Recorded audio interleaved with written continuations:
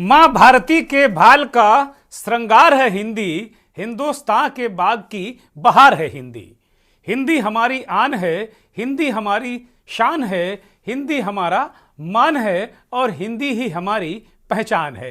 नमस्कार, मेरा नाम दुर्गेंद्र चौहान है और हिंदी दिवस की, विश्व हिंदी दिवस की आप करोड़ों करोड़ दर्शकों को ढेर सारी शुभकामनाएं और हमारे खास कार्यक्रम मंथन में आपका बहुत बहुत स्वागत, शुभकामनाएं। मंथन की शुरुआत हमने हिंदी दिवस से की है और हिंदी दिवस की शुभकामनाएं और हिंदी से की है, क्योंकि इसका उद्देश्य शुरू करने का यही है कि हमने अपनी मूल भाषा को कभी भी विस्मृत नहीं करना चाहिए। इसलिए आप सभी दर्शकों से ये अनुरोध है कि हिंदी में कामकाज को बढ़ावा दें और हिंदी का सम्मान करें, और आप बात करें भी तो कोशिश करें कि आपस में जो बात करें वो हिंदी में करें। हिंदी एक रोजगार की भाषा बन गई है। लोग कहते हैं कि भाषा का विकास तब होता है जब वो रोजगार की भाषा बनती है, और अंग्रेजी का विकास इसीलिए हुआ क्योंकि वो रोजगार से जुड़ी। लेकिन अब हम फक्र के साथ, गर्व के साथ कह सकते हैं कि हिंदी भी रोजगार की भाषा है और इसीलिए हिंदी का साम्राज्य दिनों दिन बढ़ता जा रहा है। अब हम अपने मूल कार्यक्रम मंथन के विषय पर आते हैं। हम बात करेंगे, आज का जो विषय है सत्ता की कुंजी राम। सवाल ये है कि सभी दलों के लिए 2024 की सत्ता की कुंजी क्या राम है? क्योंकि जो भारतीय जनता पार्टी है वो हार्ड हिंदुत्व वाली पार्टी है और वो हार्ड लाइन पर चल रही है, लेकिन बाकी जो दल हैं उनको भी सत्ता प्राप्त के लिए सॉफ्ट हिंदुत्व का सहारा लेना पड़ रहा है।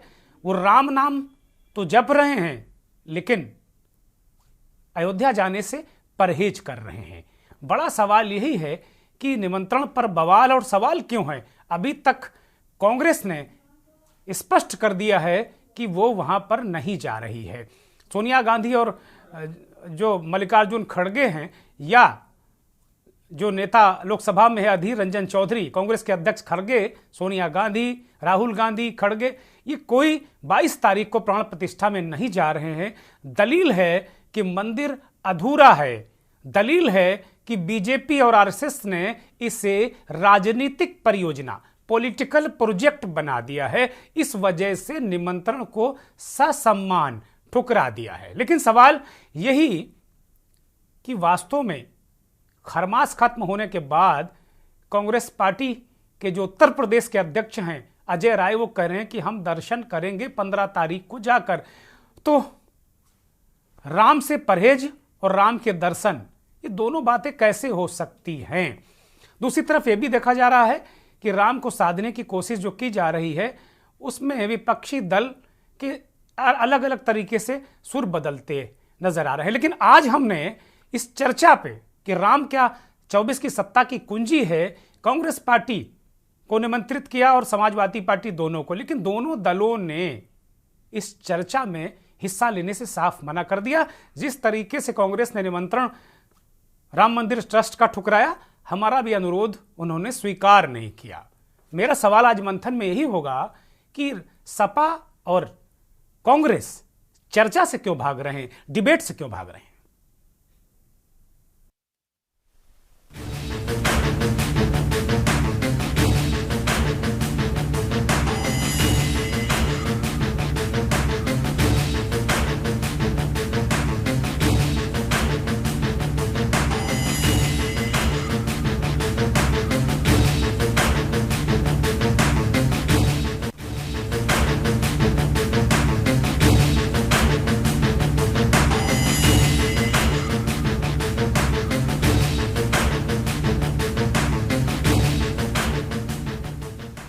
अयोध्या, जिसे धर्म की नगरी कहा जाता है, और इसी धर्म की नगरी से ही एक नई राजनीति की दिशा अब तय होती नजर आ रही है।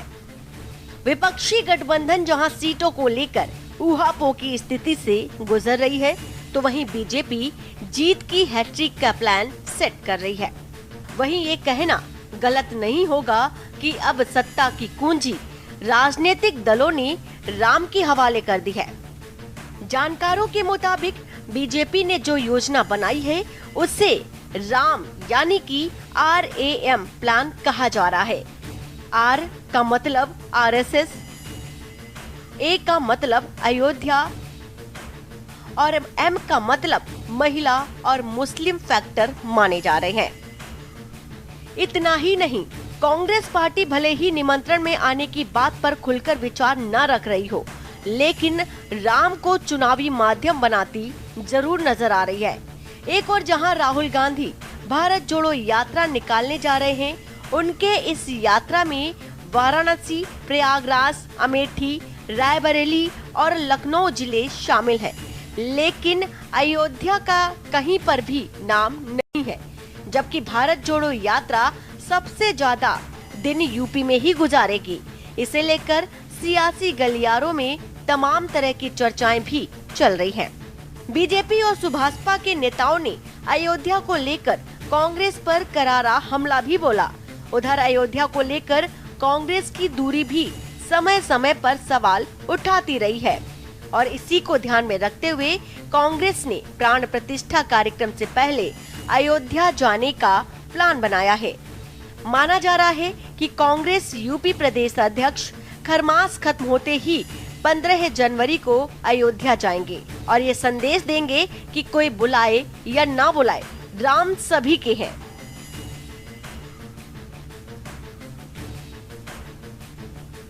सत्ता पक्ष जो है लगातार विपक्ष पर ये आरोप लगा रहा है कि प्राण प्रतिष्ठा को लेकर विपक्ष जो है वो अलग अलग गलत बयान कर रहा है। तो क्या प्राण प्रतिष्ठा के दिन आप भी जाएंगे क्या अयोध्या? देखिए,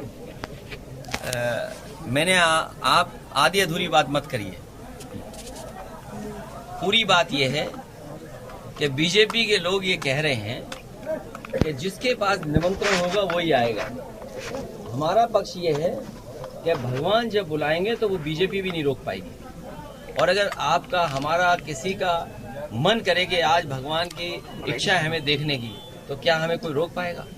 सर एक आखिरी क्वेश्चन सर। ये सवाल ये है कि भारतीय जनता पार्टी कैसे तय कर सकती है किसको बुलाना है किसको नहीं बुलाना। अखिलेश, उधर भले ही अखिलेश यादव निमंत्रण आने पर जाने की बात कहते हूँ, लेकिन जब उनसे राम मंदिर में प्राण प्रतिष्ठा पर सवाल पूछा गया तो उनका कहना था कि भगवान जब बुलाएंगे तो बीजेपी वाले भी नहीं रोक पाएंगे। इसके साथ ही बीजेपी पर निशाना साधते हुए अखिलेश यादव ने कहा है कि भाजपा कैसे तय कर सकती है कि किसको बुलाना है और किसको नहीं बुलाना है। फिलहाल तमाम विपक्षी दल जो राम मंदिर को लेकर तीखे प्रहार कर रहे थे, अब उनकी नैया राम के हवाले हो गई है।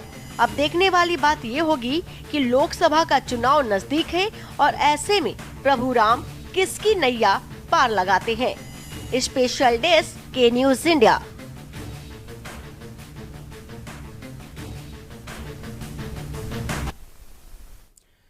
राम जी करेंगे बेड़ा पार, निश्चित तौर पर हमारा आपका सबका बेड़ा पार करेंगे और इन नेताओं का भी बेड़ा पार करेंगे। क्योंकि सवाल आज मंथन में यही कि क्या सत्ता की कुंजी राम है। ये सवाल हमने आज उठाया है अपने कार्यक्रम मंथन में और इसके लिए मैंने बहुत आदरपूर्वक कांग्रेस पार्टी और समाजवादी पार्टी के प्रवक्ताओं को आमंत्रित किया था, उनके नेताओं को आमंत्रित किया था, लेकिन वो बच रहे हैं, वो डिबेट से बच रहे हैं, वो डिबेट से भाग रहे हैं। क्या कारण है मुझे पता नहीं, लेकिन अखिलेश यादव कहते हैं कि राम जी जब बुलाएंगे तब हम जाएंगे, बीजेपी को बुलाने की क्या जरूरत। कांग्रेस पार्टी का स्टैंड देर शाम साफ हो गया और उन्होंने कह दिया कि हम नहीं जा रहे हैं, क्योंकि भारतीय जनता पार्टी और संघ ने इसे राजनीतिक प्रोजेक्ट बना दिया है, परियोजना बना दिया है। बड़ा सवाल, बड़ा प्रश्न। लेकिन 2024 के लिए उत्तर प्रदेश बहुत महत्वपूर्ण, 80 लोकसभा सीटें, उत्तर प्रदेश से ही दिल्ली की गद्दी का रास्ता तय होता है। यहीं से ज़्यादातर प्रधानमंत्री हुए हैं। नरेंद्र मोदी भी उत्तर प्रदेश के बनारस सीट से ही चुनाव जीतकर प्रधानमंत्री दोनों बार बने और इस बार भी वो यहीं से लड़ेंगे, इसकी पूरी संभावना है और लगभग तय भी है कि बनारस से ही वो चुनाव लड़ेंगे, ऐसा कहा जा रहा है। ऐसी स्थितियों परिस्थितियों में उत्तर प्रदेश बहुत महत्वपूर्ण हो जाता है। 22 जनवरी को प्राण प्रतिष्ठा के जरिए यूपी ही नहीं पूरे देश में बीजेपी और जो उनके सहयोगी संगठन हैं, संघ और आनुषंगिक संगठन, पूरे देश में एक ऐसा माहौल बना रहे हैं जिसका निश्चित तौर पर कहीं ना कहीं राजनीतिक फायदा मिलेगा। अब वो लेना चाहते कि नहीं लेना चाहते, सार्वजनिक मंचों पर इस बात को स्वीकार नहीं करते। वो कहते राम राजनीति नहीं, आस्था का प्रश्न है। हमारे साथ मेहमानों का एक पैनल जुड़ा है। रजनीकांत मिश्रा राष्ट्रीय लोकदल के प्रवक्ता हैं, इंडिया वाले गठबंधन का हिस्सा है। चूंकि इनके दो साथी इस डिबेट को तैयार नहीं हुए, लेकिन ये आए हैं, इनका स्वागत, बहुत धन्यवाद। निशांत यादव हमारे साथ आरजेडी के नेता हैं, बिहार से जुड़े हैं। निशांत यादव भी इंडिया गठबंधन का हिस्सा, इनसे भी सवाल पूछेंगे। और आदेश शुक्ला वरिष्ठ पत्रकार, राजनीतिक विश्लेषक हमारे साथ जुड़ गए हैं। बहुत स्वागत सभी मेहमानों का, बहुत धन्यवाद, बहुत आभार।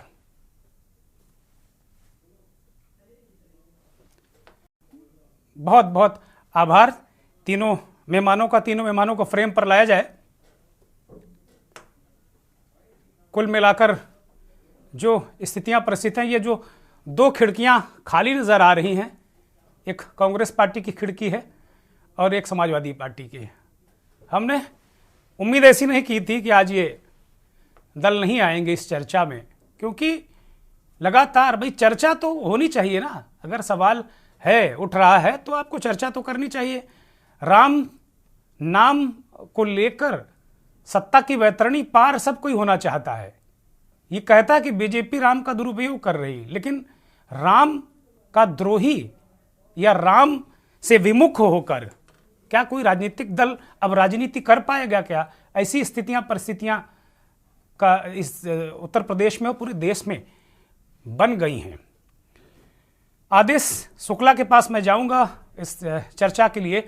आदेश जी, मेरा आपसे यही प्रश्न है कि क्या ऐसी स्थितियां परिस्थितियां क्या नहीं बन गई हैं कि बिना राम के, अब चाहे पक्ष हो चाहे विपक्ष हो, पक्ष तो साफ है, वो कह रहे हैं राम हमारे लिए राजनीति है नहीं, राष्ट्रीय अस्मिता का प्रश्न है। जी आदेश जी। जी चौहान साहब, पहले तो आपको नव वर्ष की हार्दिक शुभकामनाएं।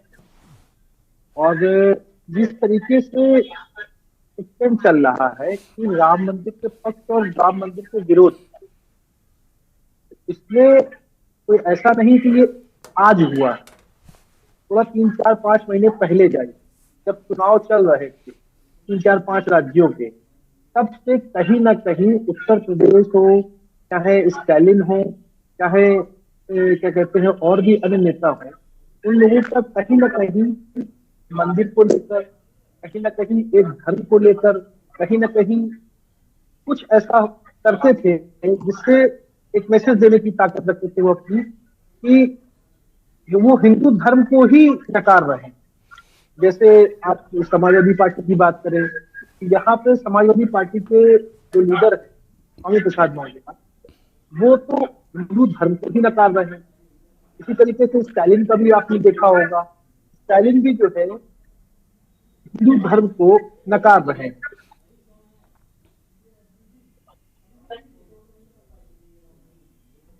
जी आदेश जी, है ना। मेरा यही कहना है कि ये आज से नहीं चल रहा है, ये बहुत टाइम पहले से चल रहा है। आज जिस तरीके से अभी आप बता रहे हैं कि कांग्रेस ने अपना स्टैंड क्लियर कर दिया, कांग्रेस ने अभी 3 दिन पहले ही उनके यूपी के प्रभारी आए थे, उन्होंने कहा था कि हम अयोध्या दर्शन करने जाएंगे। ये हो गई एक बात, लेकिन उसी के बाद ही उन्होंने ये भी कहा था ये मेरा व्यक्तिगत फैसला है, ये पार्टी का फैसला नहीं। आज पार्टी का फैसला आ गया है, अब ये देखना होगा कि वो दर्शन को जाएंगे कि नहीं जाएंगे। दुर्गे जी, मैं आपसे सीधा सीधा एक बात कहता हूँ, जैसे आप एक अच्छे चैनल में हैं, आपका बॉस अगर कहेगा कि आपको ये काम नहीं करना है तो आप करेंगे? नहीं करेंगे ना। स्वाभाविक है, स्वाभाविक है। जैसे आपके चैनल में बॉस ने कहा कि नहीं किस पे डिबेट होगी, अब आप उससे इस पर डिबेट चला नहीं सकते। तो इसी तरीके से कांग्रेस की अब तो ऊपर से निर्देश वो कहीं कहीं फॉलो करे। रही बात समाजवादी पार्टी की, कल से आज तक में कई बार ये हुआ है कि उनको न्योता नहीं मिला, उनको न्योता मिला है, तो वो अब जितना ये है उसी तरीके से उनके यहाँ भी विरोधाभास है। अभी कुछ दिन पहले समाजवादी पार्टी की सांसद डिम्पल यादव ने कहा था कि राम सबके और हम जाएंगे। वो एक अलग बात है कि जो एक 22 तारीख को प्राण प्रतिष्ठा कार्यक्रम है उसमें नहीं जा रहे हैं, लेकिन उनका कहना है कि हम जाएंगे। तो ऐसा मुझे नहीं लग रहा है कि समाजवादी कहीं पार्टी जो है ठीक है, वो राम के भरोसे नहीं। ठीक है। मैं आरएलडी के नेता रजनीकांत मिश्रा साहब की तरफ रुख करूंगा। रजनीकांत जी, आपकी पार्टी का क्या स्टैंड है? 22 तारीख को आपको न्योता मिला है क्या और जा रहे हैं क्या?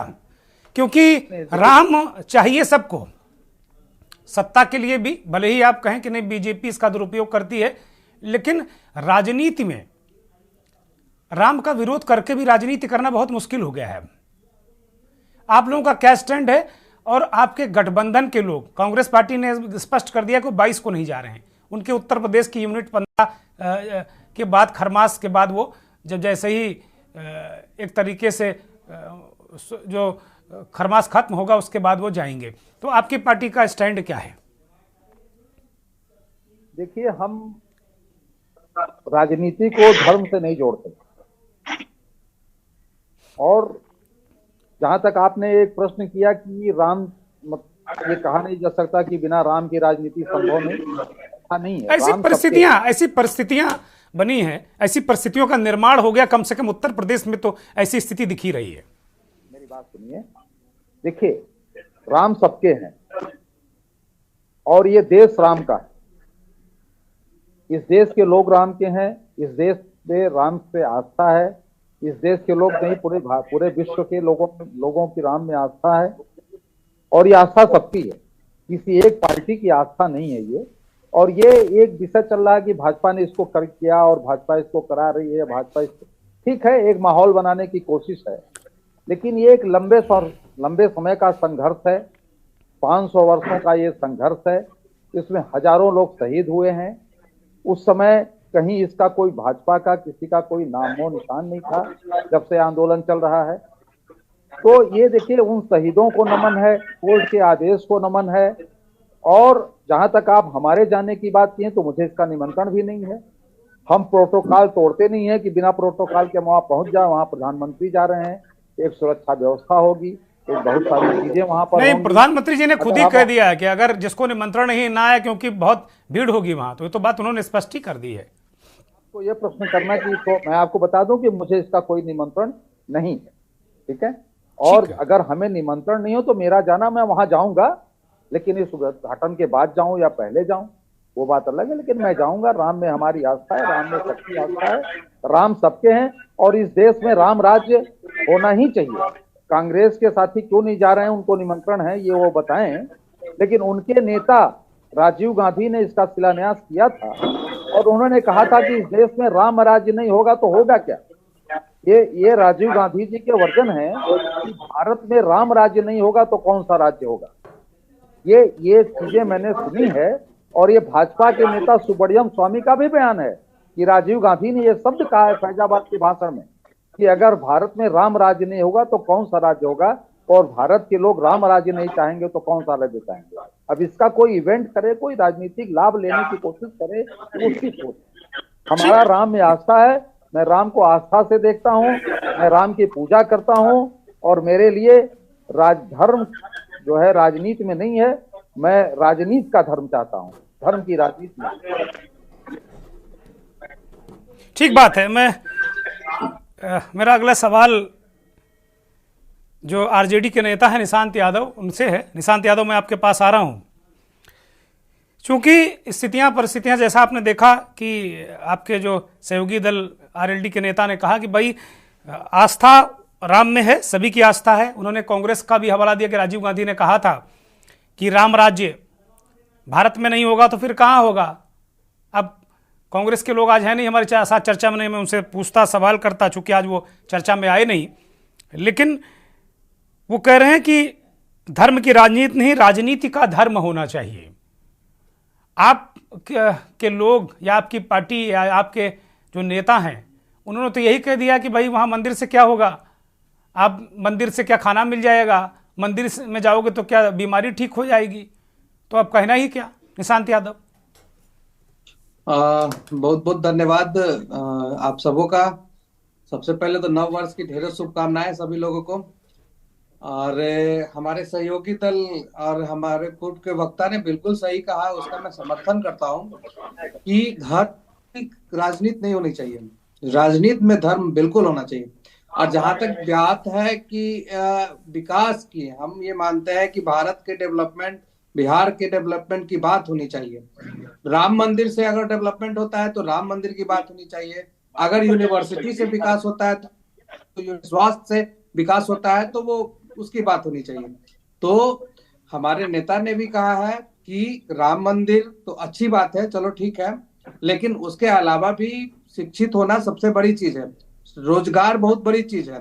बिहार में लगातार रोजगार पे रोजगार मिल रहा है। बिहार में लगातार जातीय जनगणना हो रही है, जिससे सामाजिक सद्भावना और सामाजिक बराबरी होगी।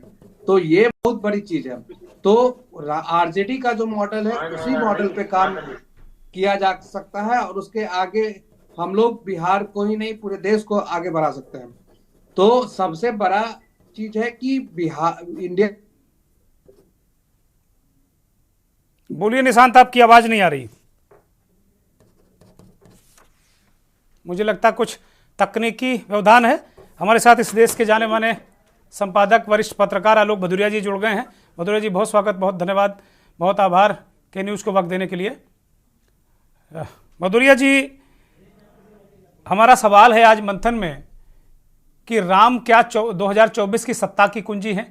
कांग्रेस ने यह कह दिया है कि हम इसलिए नहीं 22 तारीख को निमंत्रण स्वीकार करके पहुंच रहे हैं। सोनिया गांधी या खड़गे या जो भी उनके शीर्ष नेता हैं, उन्होंने साफ तौर पर ससम्मान अस्वीकार कर दिया है निमंत्रण, ये न्योता, ये कहते हुए कि हम इसलिए नहीं आ सकते क्योंकि बीजेपी और संघ परिवार ने राम को राजनीतिक मुद्दा बना दिया है और एक राजनीतिक परियोजना, राम मंदिर को राजनीतिक परियोजना बना दी है।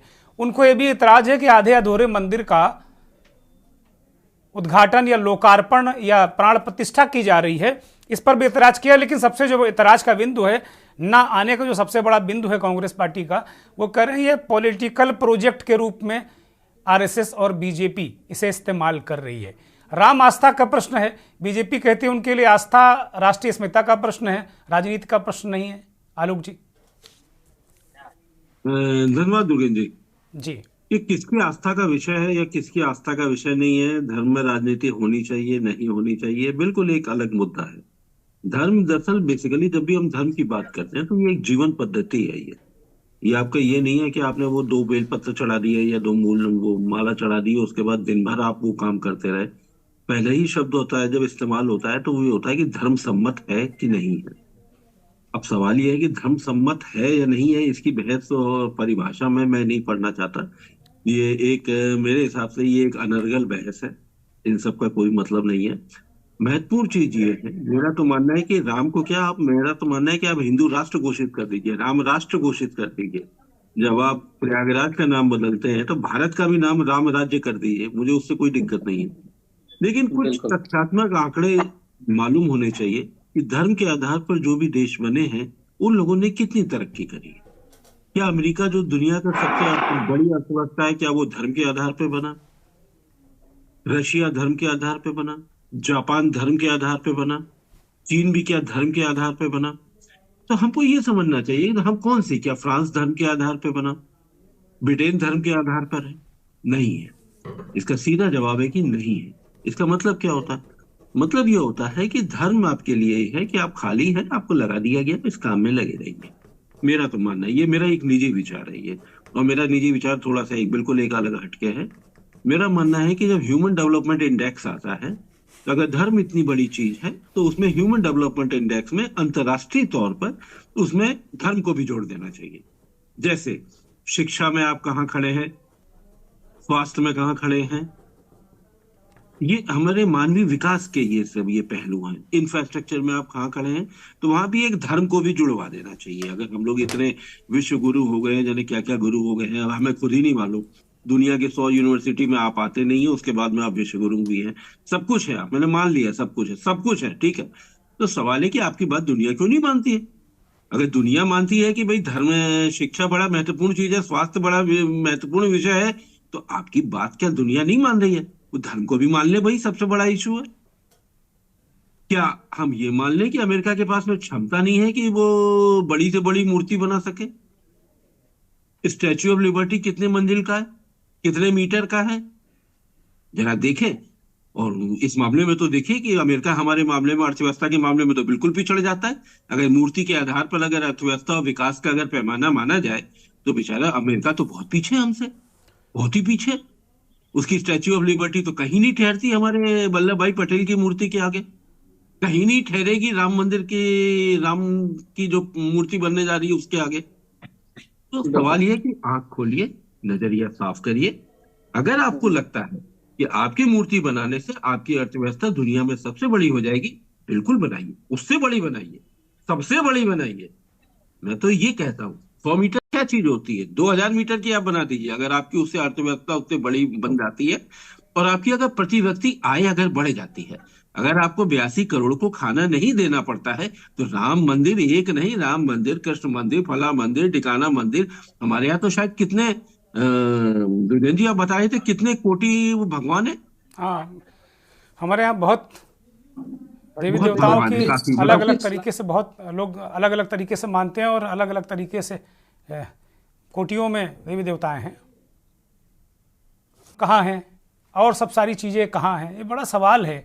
लेकिन आस्था जिस देश में, जो देश आस्था के आधार पर चलता हो, भले ही आलोक जी कह रहे हैं कि अमेरिका में इतनी मूर्ति क्यों नहीं बनी, ऐसा क्यों नहीं हुआ, वो एक तार्किक रूप से बातें हो सकती हैं, लेकिन आस्था के आगे, जहाँ आस्था है, जहाँ आस्था का ज्वर है, वो सब बाकी चीज़ें फिर एक तरीके से गौड़ हो जाती हैं। और हमारा देश आस्थावान लोगों का देश है, हमारा देश राम का देश है। हम एक ब्रेक ले रहे हैं और ब्रेक के उस पार भी इस चर्चा को आगे बढ़ाएंगे कि क्या 24 की सत्ता की कुंजी राम है क्या। आप देख रहे हैं के न्यूज, खबरों का सारथी।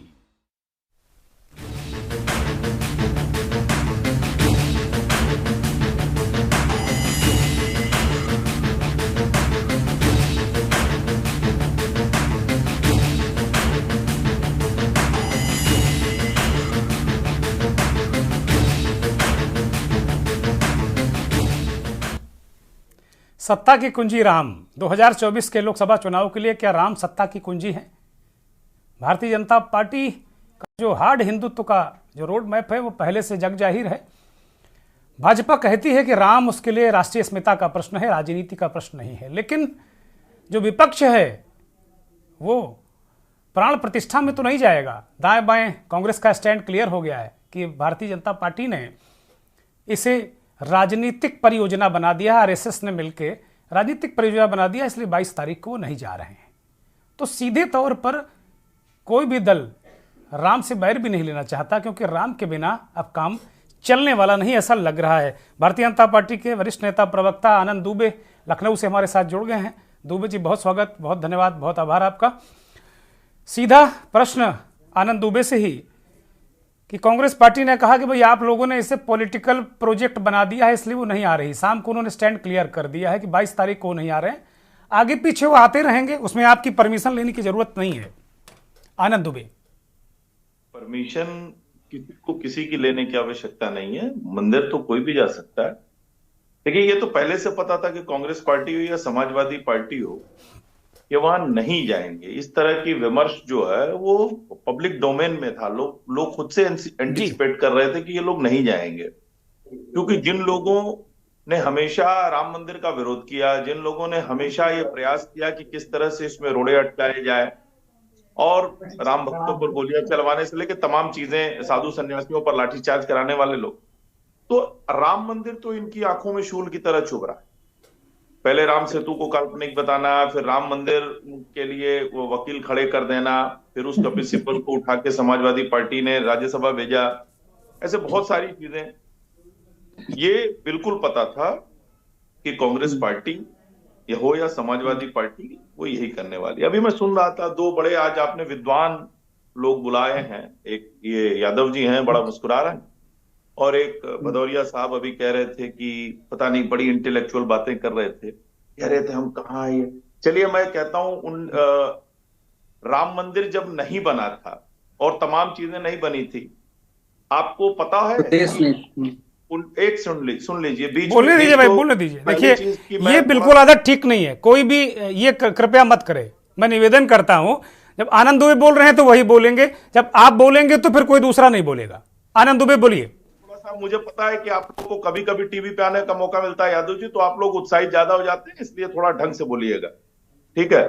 तो मैं ये बता रहा हूं कि 1950 के दशक में एक एम्स बना, उसके बाद देश में कहीं कोई राम मंदिर तो नहीं बना, कोई मंदिर नहीं बना। दूसरा एम्स, तीसरा एम्स, चौथा एम्स, पांचवा एम्स कब बना? जब अटल बिहारी वाजपेयी जी की सरकार बनी केंद्र में, तब जाके देश को दूसरा, तीसरा, चौथा, पांचवा एम्स मिला है। क्या कर रहे थे आप ना मंदिर बनवा पा रहे थे, ना अस्पताल बनवा पा रहे थे।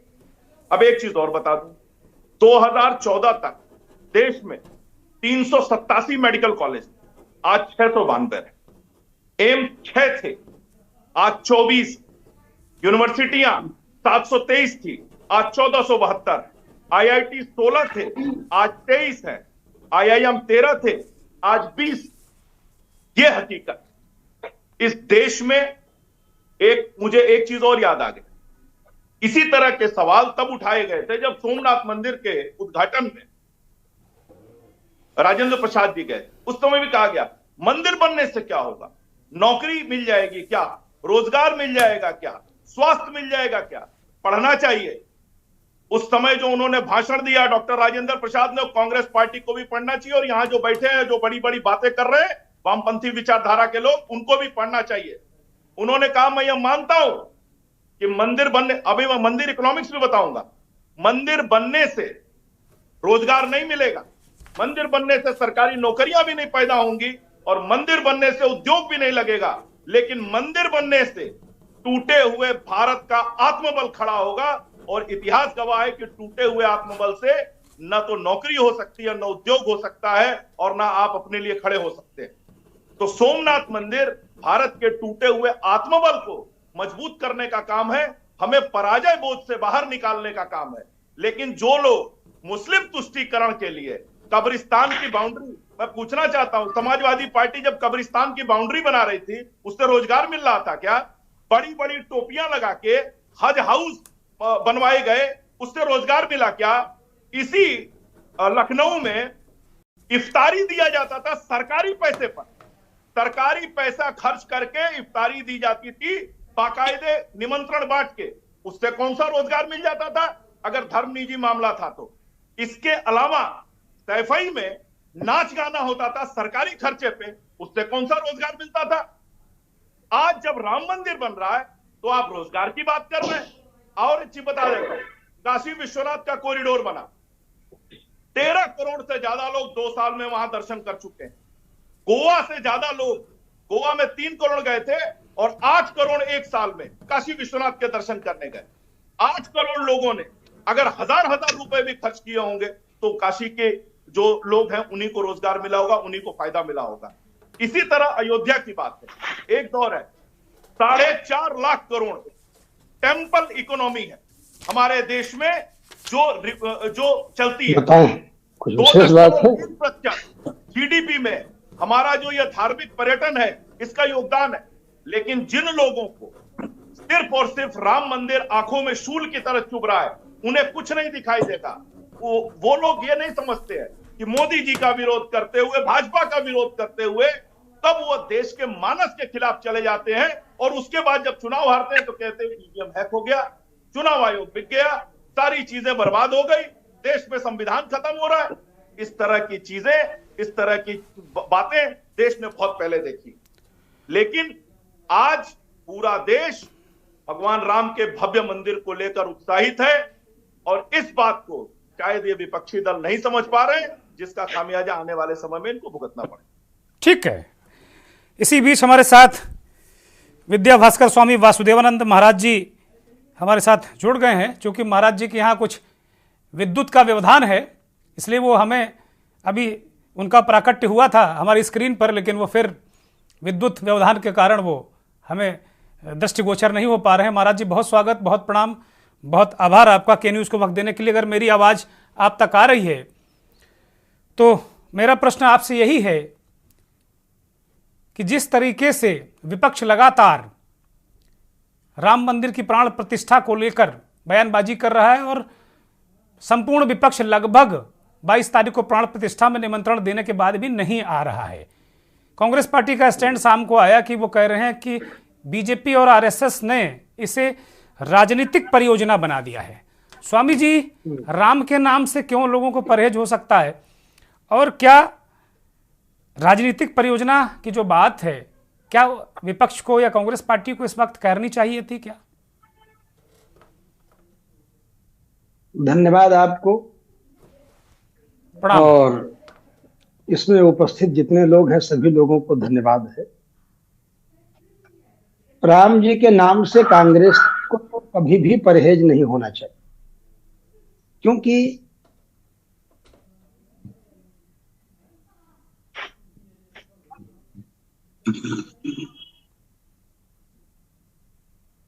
जी महाराज जी,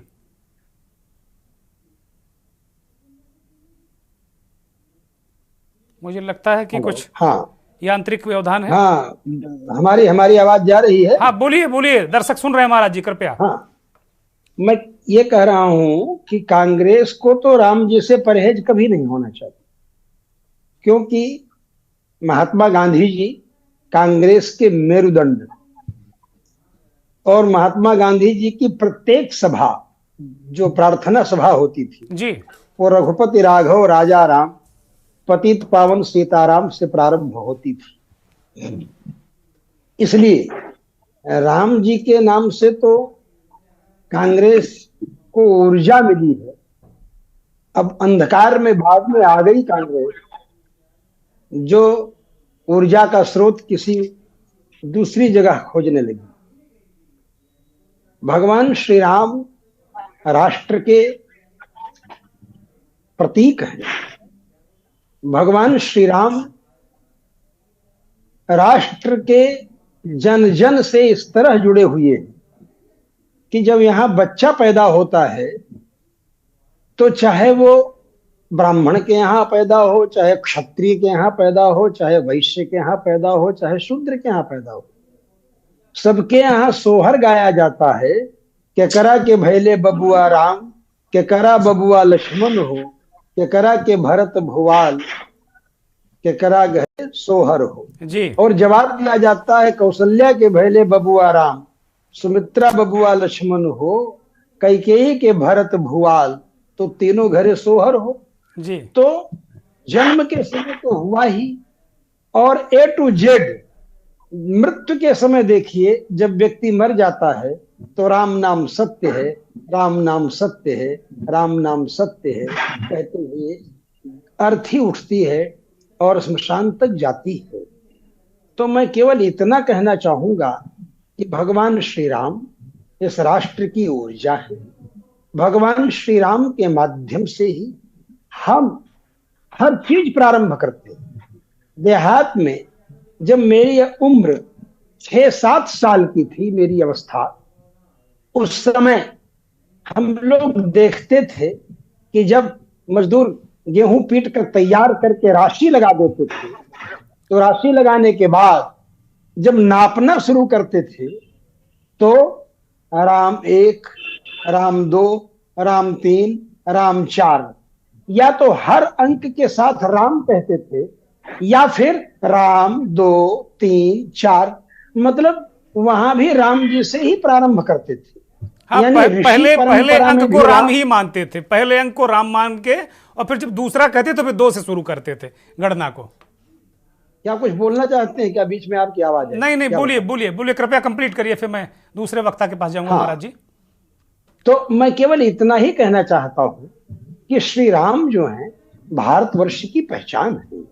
जो लोग ये कहते हैं कि राम जी के बहाने लोग हिंदू राष्ट्र की दिशा में बढ़ रहे हैं, हिंदू राष्ट्र बनाना चाहते हैं, तो मैं ये कहना चाहता हूं उन लोगों से कि भारतवर्ष को हिंदू राष्ट्र के रूप में ही अंतःकरण से लोग जानते हैं।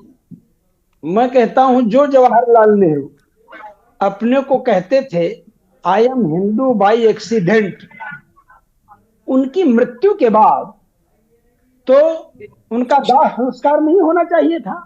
दाह संस्कार अंत्येष्टि संस्कार है जो हिंदू परंपरा में आता है। दूसरी बात, इंदिरा गांधी की हत्या हो गई, इंदिरा गांधी जी का भी दाह संस्कार नहीं होना चाहिए था, उनका भी दाह संस्कार हुआ। तीसरी बात, राजीव गांधी, उनकी भी हत्या हो गई, उनका भी दाह संस्कार नहीं होना चाहिए था। इन लोगों को तो दफना दिया जाना चाहिए था ना, लेकिन इन तीनों लोगों का दाह संस्कार हुआ।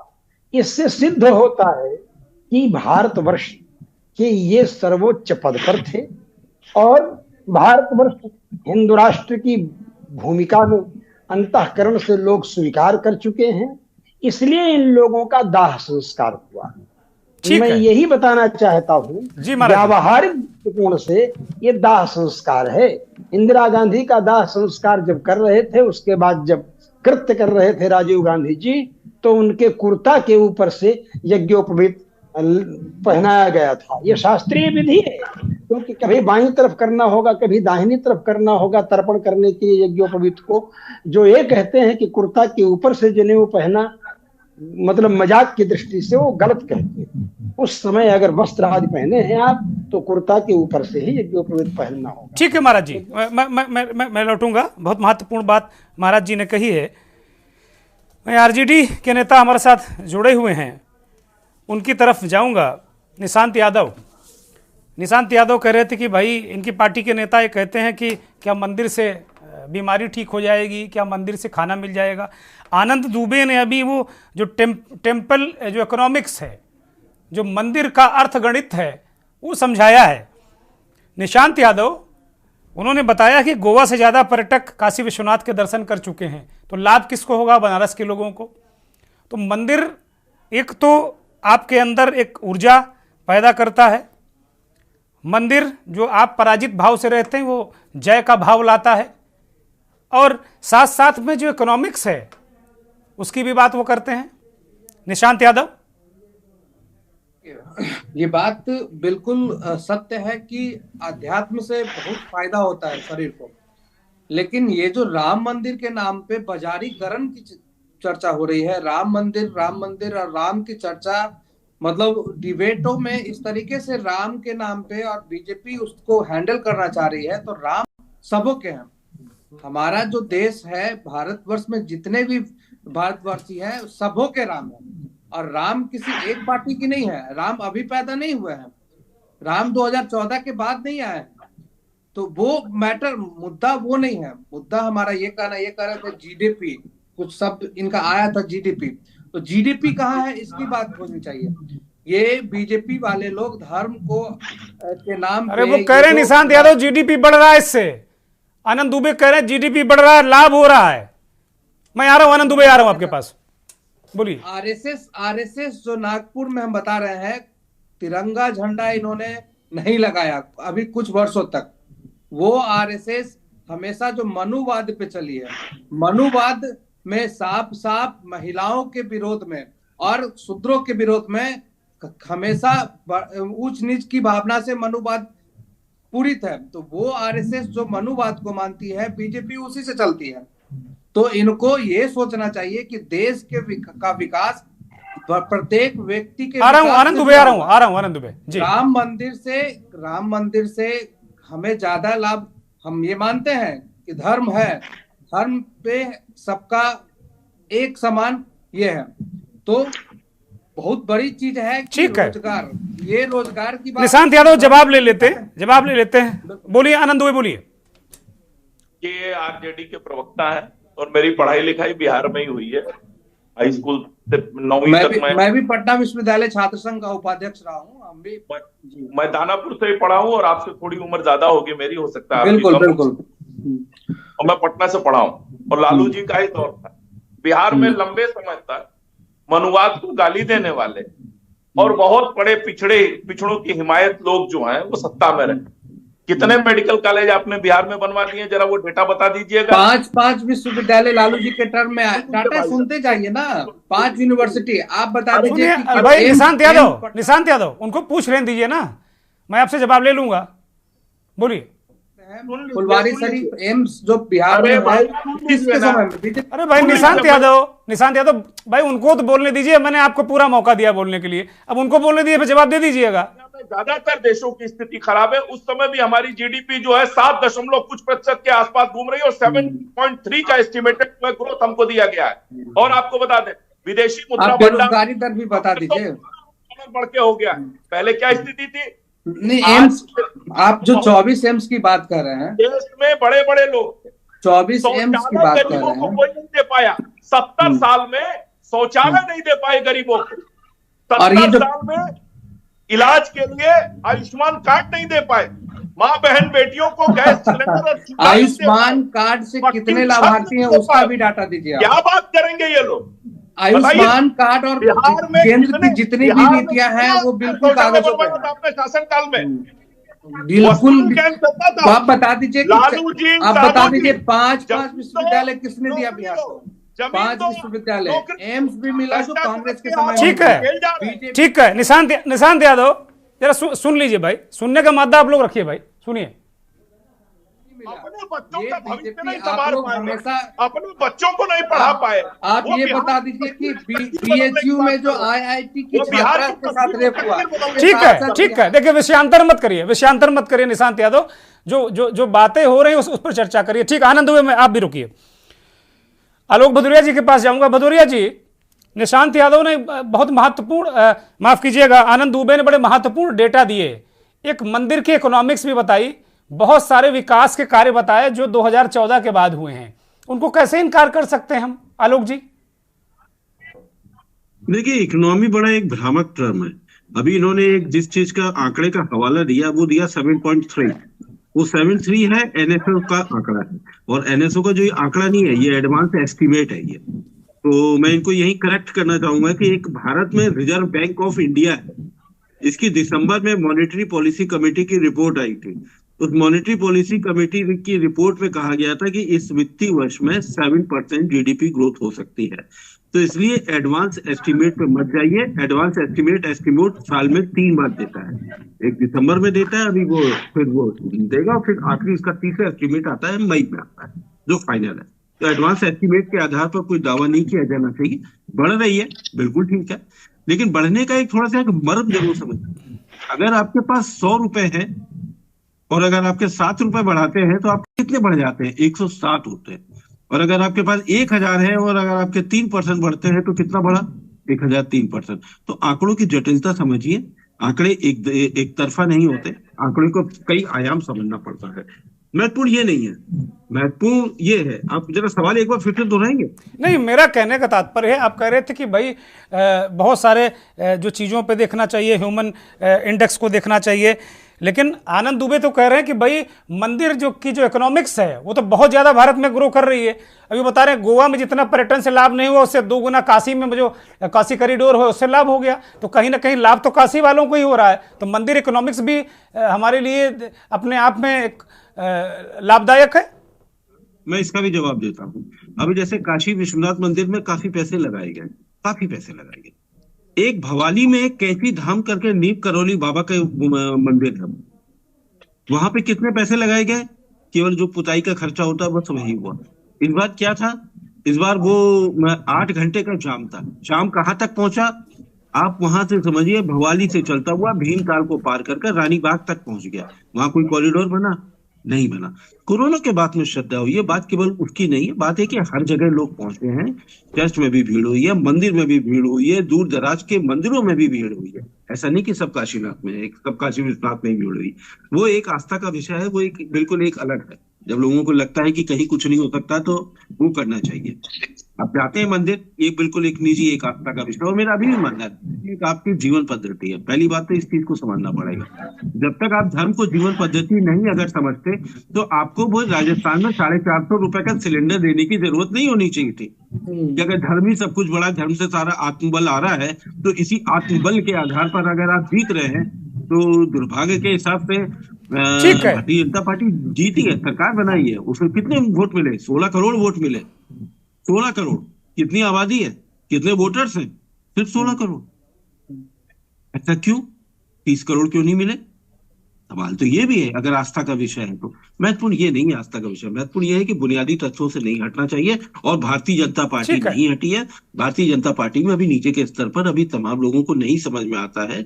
उनको सिलेंडर भी सस्ता करना है, उनको लाडली बहना भी चलाना है, उनको महिलाओं के लिए भी स्कीम चलानी है, सब कुछ चलाना है। और उसके बाद किसानों की सम्मान निधि भी है। किसान की सम्मान निधि को आप मंदी से क्यों जोड़ रहे हैं? मत जोड़िए। लेकिन इसी तरीके की घोषणाओं की आप उम्मीद करिए। 2019 का भी मैं इलेक्शन में थोड़ा सा लौट के आऊंगा, 10 सेकंड इसके बाद में मैं हट रहा हूँ। 2019 का भी जब अंतरिम बजट जब पेश होने वाला था, जिस समय वो फुल टाइम बजट नहीं पेश करते, जो आखिरी चुनाव का जो दौर आता है, तो उस समय भारतीय जनता पार्टी ने क्या काम किए थे? 2 काम किए थे सबसे प्रमुख। पहला काम क्या था? पहला काम ये था कि उन्होंने किसान सम्मान निधि 2000 रुपए की जो घोषणा करी थी, सिपाही वाली, एक वो थी। और दूसरी क्या थी? आयकर की जो छूट सीमा थी वो बढ़ा करके 5 लाख कर दी गई थी। तो इस बार भी आप उम्मीद करिए। बाकी सब लोग आप राम मंदिर में लड़ते रहिए, वो आ रहा है नहीं आ रहा है, इसका भारतीय जनता पार्टी का जो आला कमान है उसका कोई मतलब नहीं है। ये विषयांतर है। थाली में एक मिठाई के तरीके से आपको सजा दिया गया है। भारतीय जनता पार्टी की जो जीत की जो जड़ें हैं वो है उसका संगठन, और उसमें आर्थिक और लाभार्थी वर्ग को खड़ा करना। नहीं तो एक ये भी होना चाहिए कि क्या सफलता है कि 82 करोड़ को आप अब भी राशन दे रहे हैं? इस पर भी सवाल होना चाहिए। ठीक है आलोक जी, वक्त नहीं है मेरे पास ज्यादा, बहुत जल्दी से मैं आनंद दुबे कुछ जवाब ले लेता हूँ, बाकी मेहमानों के पास जाऊंगा। आनंद दुबे, देखिए एक चीज अभी पहले उनको करेक्ट कर दो। उन्होंने कहा कि एम्स जो है वो बिहार वाला ये कांग्रेस ने दिया था, इनको गलतफहमी है। 2003 में अटल बिहारी वाजपेयी जी की सरकार ने उसका शिलान्यास किया था और बाद में ये पूर्ण हुआ था जो यूपीए की सरकार आई थी उसमें, ये जो आरजेडी के बैठे हुए हैं। दूसरी चीज मैं ये कह दे रहा हूं कि अभी इन्होंने कहा कि 82 करोड़ लोगों को राशन क्यों दिया जाता है। देखिए ये स्पष्ट है, कोरोना कालखंड की भयानक विभीषिका में 2 साल में लोगों के रोजगार चौपट हुए। हमारे जो कामगार बंधु से लेके जितने भी हमारे छोटे मझोले व्यापार में लोग लगे हुए थे, जहां भी बेचारे जो भी थे, सबके जीवन में दिक्कतें हुई। उनको फिर से ट्रैक पर लाने के लिए उनके जीवन में कम से कम इन चीजों की दिक्कत ना हो, इसका सरकार ने प्रयास किया है। और सरकार ने बाकायदे देश को उस स्थिति से बाहर निकालने की कोशिश की है। मैं एक चीज और बताऊं आपको, चाहे शौचालय हो, चाहे पक्का मकान हो, आयुष्मान कार्ड हो, उज्ज्वला गैस हो। आनंद जी कंप्लीट करिए, वक्त नहीं है मेरे पास, बहुत जल्दी कंप्लीट करिए प्लीज। ये जितनी भी चीजें हैं वो इसीलिए सरकार की तरफ से इनको दी गई, ताकि एक व्यक्ति जब स्वच्छता के साथ रहेगा, अपने पक्के मकान में रहेगा, उसको सारी व्यवस्थाएं मिलेंगी, तो उसका समय भी बचेगा, उसका स्वास्थ्य भी ठीक रहेगा और वो रोजगार भी करेगा देश की उन्नति के लिए भी। लेकिन अफसोस है 70 साल तक बैंक में खाते तक नहीं खुले थे लोगों के। आप बताइए, इसीलिए राजीव जी कहते थे ऊपर से पैसा भेजते हैं, 1 रुपया और 85 पैसा खत्म। ठीक है आनंद जी, मैं रोक रहा हूं आपको, अब माफी के साथ मैं रोक रहा हूं, मेरे पास वक्त नहीं है। रजनीकांत जी, एक छोटी सी टिप्पणी आपसे। रजनीकांत जी, रजनीकांत मिश्रा जी, भारतीय जनता पार्टी के लोग कह रहे हैं, जो अभी प्रवक्ता बैठे हुए हैं हमारे साथ में, आनंद दुबे, वो कह रहे हैं कि भाई आप जो आपके लोग तमाम आपकी पार्टी के प्रधानमंत्री रहे चरण सिंह जी, और बहुत सारा जो जितना आपका गठबंधन है, कुछ काम ही धाम नहीं किया उन लोगों ने, और वास्तव में अब एक तरीके से आस्था भी है, ऊर्जा भी है, काम भी है। चौधरी चरण सिंह जी प्रधानमंत्री रहे तो उन्होंने कुछ काम किया है तो कहने की जरूरत नहीं।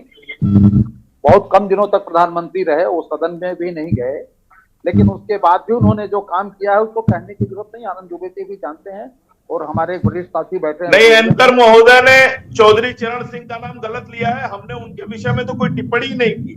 नहीं, ये भिड़ाने वाला काम आप देखिए आनंद दुबे, आपने चरण सिंह का नाम नहीं, लेकिन आपने कहा ना ये सारे गठबंधन वाले, 70 साल में चरण सिंह भी आते हैं ना, 70 साल में तो चरण सिंह भी आते हैं। आप बातों को ट्विस्ट कर रहे हैं। मैं बिल्कुल नहीं ट्विस्ट कर रहा हूं, मैं उनसे सवाल कर रहा हूं। आपका इसमें कोई लेना देना नहीं। आप बातों को ट्विस्ट कर रहे हैं। नहीं, बिल्कुल नहीं।